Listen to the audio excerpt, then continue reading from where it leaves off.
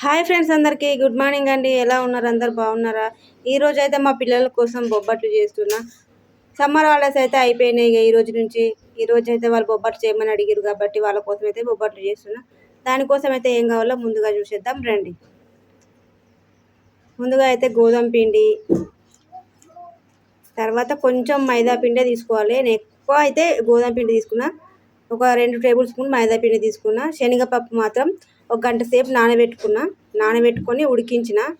చూసిరా, చేతితో ఇట్లా మెదిపితే మెత్తగా పిండి పిండి అయిపోతుంది. అట్లా అయితే ఉడికించుకోవాలి. తర్వాత అయితే సోంపు 2 టేబుల్ స్పూన్ ఒక టేబుల్ స్పూన్ చాలు. మంచిగా మంచిగా అరుగుతుంది అనమాట. బాగుంటుంది, స్మెల్ కూడా బాగుంటుంది, టేస్ట్ కూడా బాగుంటుంది. కాబట్టి ఒక టేబుల్ స్పూన్ మిక్సీ జార్లోనే పప్పు, 2 యాలకులు, సోంపు అన్నీ కలిపి మిక్సీ పట్టుకున్న, పక్కకు పెట్టుకున్న. ఇక పిండి మాత్రం ఒక గంట సేపు ముందుగా అయితే కొంచెం ఉప్పు వేసుకొని, ఆయిల్ వేసుకొని మంచిగా చపాతీ పిండి కంటే కొంచెం మెత్తగా కలుపుకొని పక్కన పెట్టుకోవాలి. ఇప్పుడైతే కొంచెం కొంచెం పిండిని తీసుకొని రౌండ్గా చేసుకొని, ముద్దలాగా చేసుకొని, అంటే బాల్స్ లాగా చేసుకొని, అందరైతే ఆయిల్ వేసుకొని చేస్తారు. ఇక మనకు ఆయిల్ అలవాటు లేనప్పుడు కొంచెం పొడిపిండి అయితే చల్లుకొని చేసుకోవాలి. కొంచెం కొంచెం పొడిపిండి చల్లుకొని కొంచెం మందంగానే వస్తాయి. ఇప్పుడు చేతితో చేసుకోవచ్చు, తర్వాత కత్తితో కూడా చేసుకోవచ్చు. ఇప్పుడైతే మంచిగా కలిపి పెట్టుకున్న పప్పు మిశ్రమాన్ని అయితే కొంచెం కొంచెం ఉండలు తీసుకొని దీంట్లో అయితే పెట్టుకోవాలి. తర్వాత అంచులన్నీ మూసేసుకోవాలి, మంచిగా బయటికి రాకుండా. వీడియోలో చూపిస్తున్న విధంగా అయితే అంచులన్నీ మూసేసుకోవాలి. మొత్తం ఒక దగ్గరికి అనుకొని పిండిని కొంచెం ఎక్కువ పిండి ఉంటే తీసుకొని పక్కా పెట్టేసుకోవాలి. ఇప్పుడైతే కొంచెం పొడి పిండి చల్లుకొని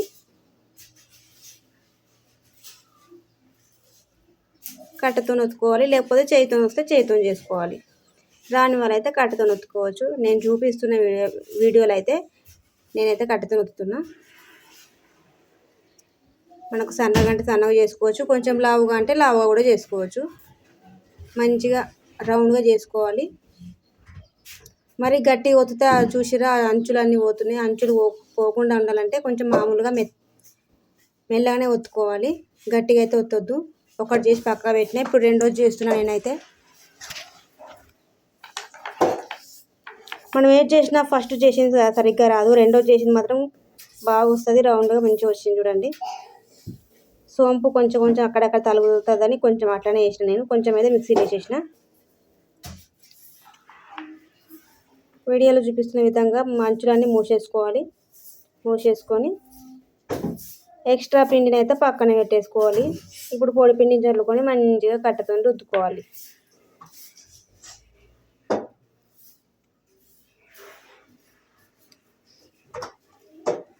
చేతితో ఒకసారి ఒత్తుకొని తర్వాత కట్టతో రుద్దుకోవాలి.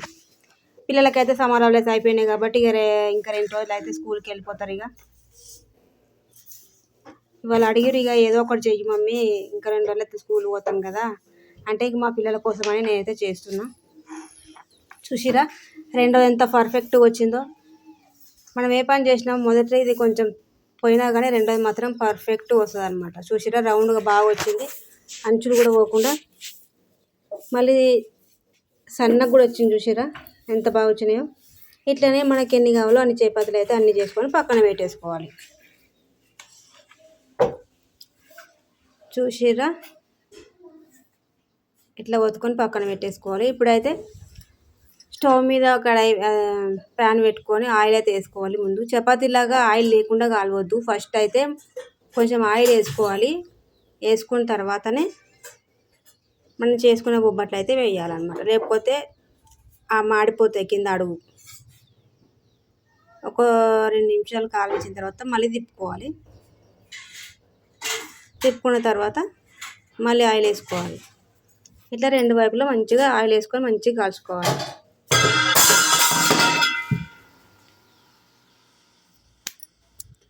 ఆయిల్ వేసుకొని మంచిగా కాల్చుకోవాలి. ఇప్పుడైతే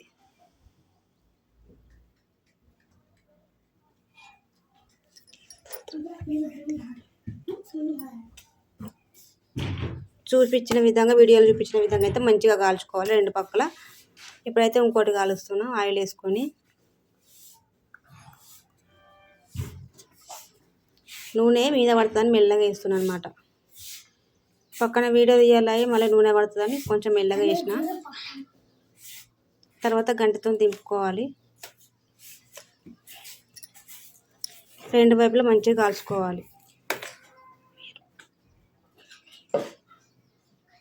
నూనె వేసుకొని 2 వైపులా కాల్చుకోవాలి. ఇప్పుడైతే మాడిపోకుండా తిప్పుకుంటూనే ఉండాలి పక్కనే ఉండి.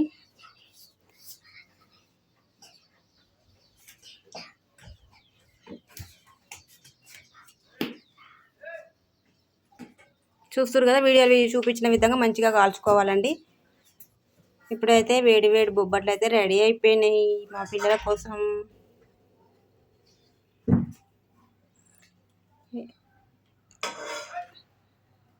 ఇన్ని రోజులు పిల్లలు ఇంటి దగ్గర ఉండి బాగా అల్లరి చేసిర్రు, ఆడుకున్నారు, అంత అయిపోయింది. ఇక స్కూల్కి పోయే టైం అయితే దగ్గర పడ్డది. ఇక స్కూల్కి పోతారు ఇక మళ్ళీ సంవత్సరం అంతా.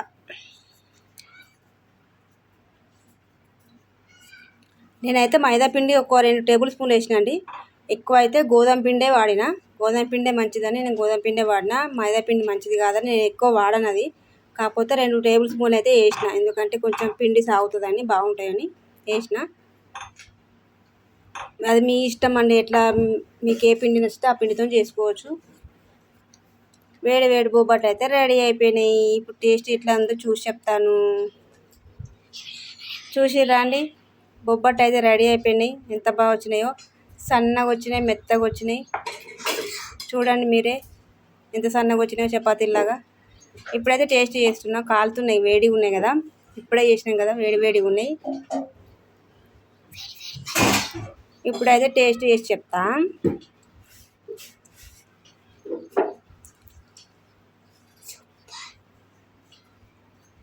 వేడి వేడిగా ఉన్నాయి కదా, కాలుతున్నాయి అన్నమాట.